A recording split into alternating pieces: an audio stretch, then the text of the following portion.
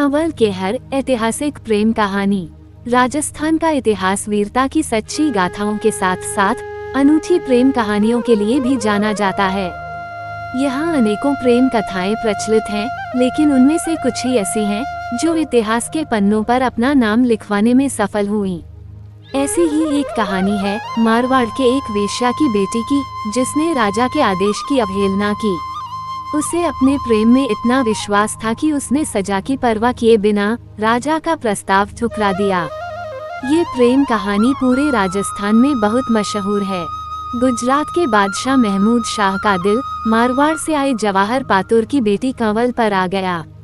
उस पर कंवल की खूबसूरती का भूत सवार था। उसने कंवल को समझाने की कोशिश की और कहा, मेरी बात मान ले, मेरे पास आ जा।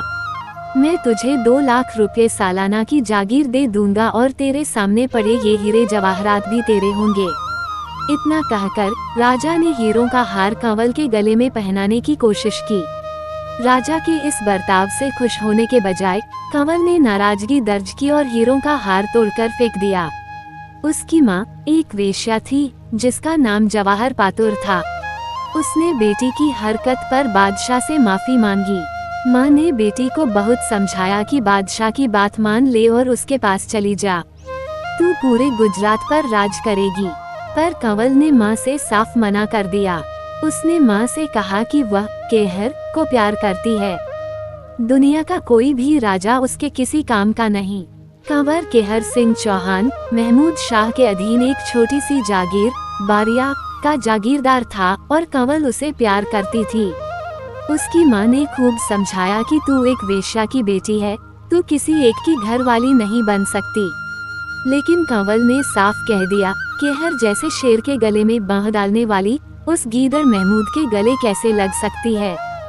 ये बात जब बादशाह को पता चली तो वह आग बबूला हो गया। उसने कंवल को कैद करने के आदेश दे दिए।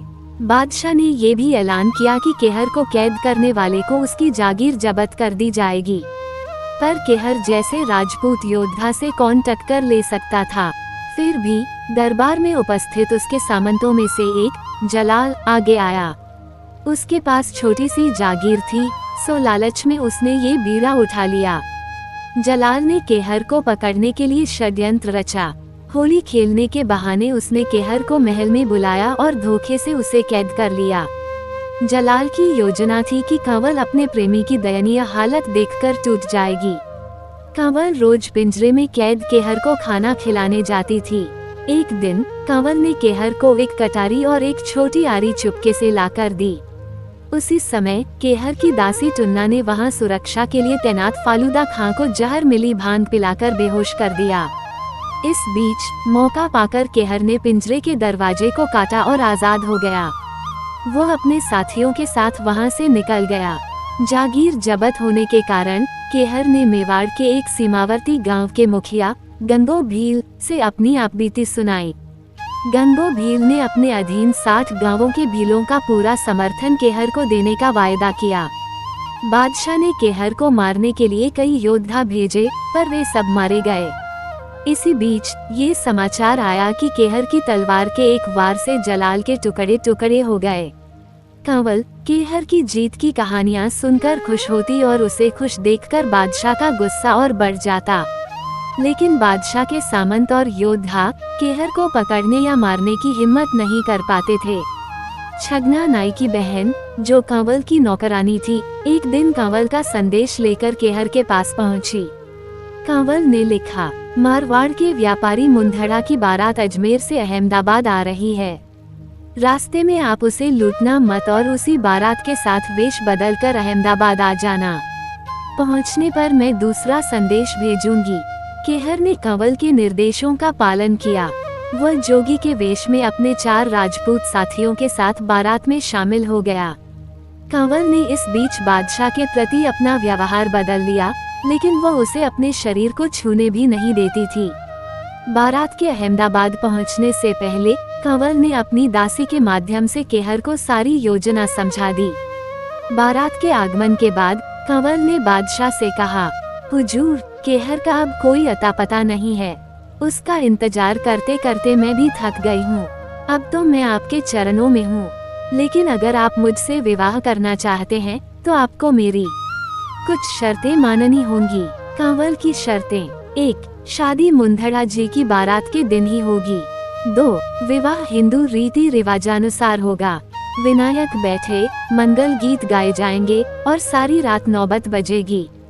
3. शादी के दिन मेरा डेरा बुलंद गुम्बज में होगा। 4. जब आप बुलंद गुम्बज पधारेंगे तब आतिशबाजी होगी, तोपें चलेंगी और ढोल बजेंगे। 5. मेरी शादी देखने वालों के लिए किसी प्रकार की रोक टोक नहीं होगी। मेरी माँ जवाहर पातुर पालकी में बैठकर बुलंद गुम्बज के अंदर आ सकेगी। कंवल की सुंदरता में पागल बादशाह ने उसकी सभी शर्तें मान ली। शादी के दिन सांझ ढलते ही कंवल की दासी टुन्ना पालकी लेकर जवाहर पातुर को लेने पहुंची। योजना के अनुसार केहर शस्त्रों से सुसज्जित होकर पहले से ही तैयार था। टुन्ना ने पालकी के कहारों को किसी बहाने से हटाया और उसमें चुपके से केहर को बिठा दिया। पालकी के बुलंद गुम्बज पहुंचने पर सारे मर्दों को वहां से हटा दिया गया। कंवल ने केहर को गुम्बज के अंदर छिपा दिया। थोड़ी देर बाद महमूद शाह हाथी पर सज धज कर गुम्बज में प्रवेश कर गया। बुलंद गुम्बज में बादशाह के प्रवेश करते ही बाहर आतिशबाजी शुरू हो गई।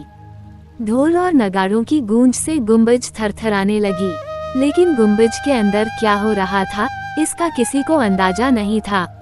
जैसे ही महमूद शाह गुम्बज के अंदर आया, केहर अपने छिपने के स्थान से बाहर निकला। वह पूरी तरह शस्त्रों से लैस था। उसने महमूद शाह को ललकारा, आज देखता हूँ कि शेर कौन है और गीदड़ कौन।